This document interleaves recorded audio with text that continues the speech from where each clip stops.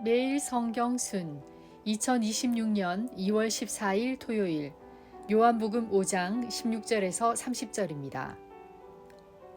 생명을 주시고 심판하시는 아들. 예수님은 아버지와 하나 되어 죽은 자를 살리고 심판할 권세를 가진 분입니다. 예수님의 음성을 듣고 믿는 자는 이미 죽음에서 생명으로 옮겨졌습니다. 예수님을 죽이려는 유대인들 16절에서 18절. 그 일로 유대 사람들은 예수께서 안식일에 그러한 일을 하신다고 해서 그를 박해하였다. 그러나 예수께서는 그들에게 말씀하셨다.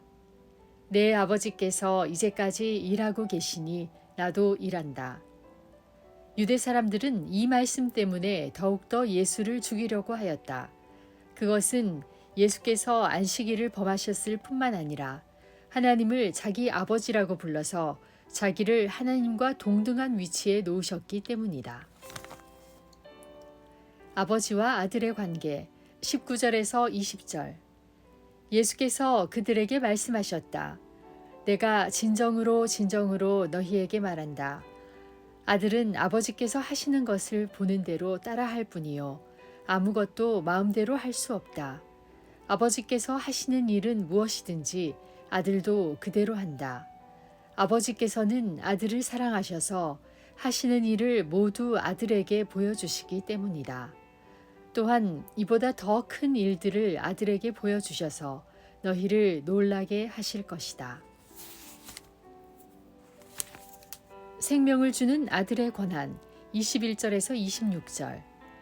아버지께서 죽은 사람들을 일으켜 살리시니 아들도 자기가 원하는 사람들을 살린다. 아버지께서는 아무도 심판하지 않으시고 심판하는 일을 모두 아들에게 맡기셨다. 그것은 모든 사람이 아버지를 공경하듯이 아들도 공경하게 하려는 것이다. 아들을 공경하지 않는 사람은 아들을 보내신 아버지도 공경하지 않는다. 내가 진정으로 진정으로 너희에게 말한다. 내 말을 듣고 또 나를 보내신 분을 믿는 사람은 영원한 생명을 가지고 있고 심판을 받지 않는다. 그는 죽음에서 생명으로 옮겨갔다. 내가 진정으로 진정으로 너희에게 말한다.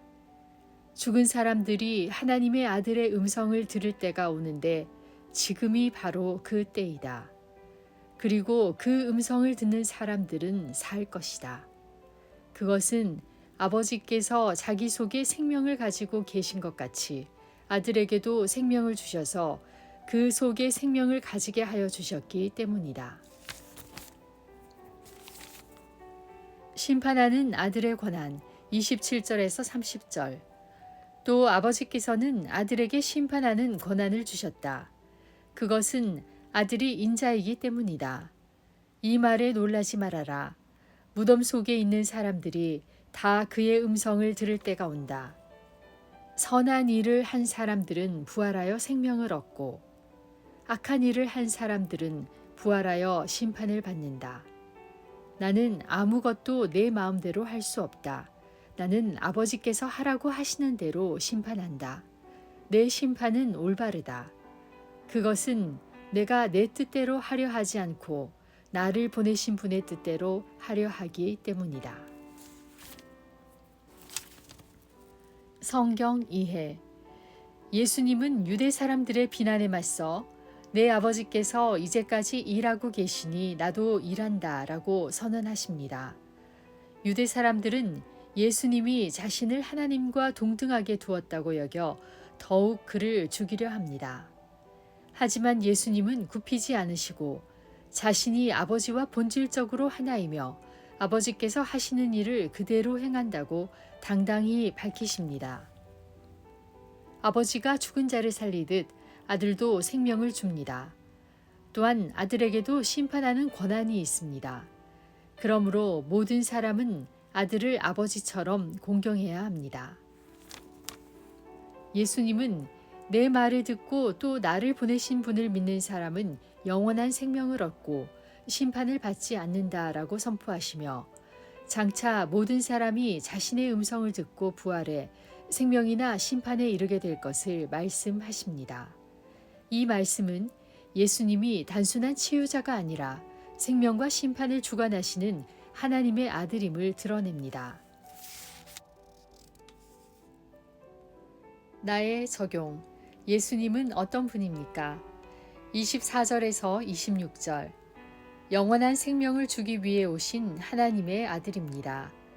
예수님은 베드자다 연못에 38년 된 병자에게 육체의 회복과 함께 인생 전체가 새로워지는 구원의 선물을 주셨습니다.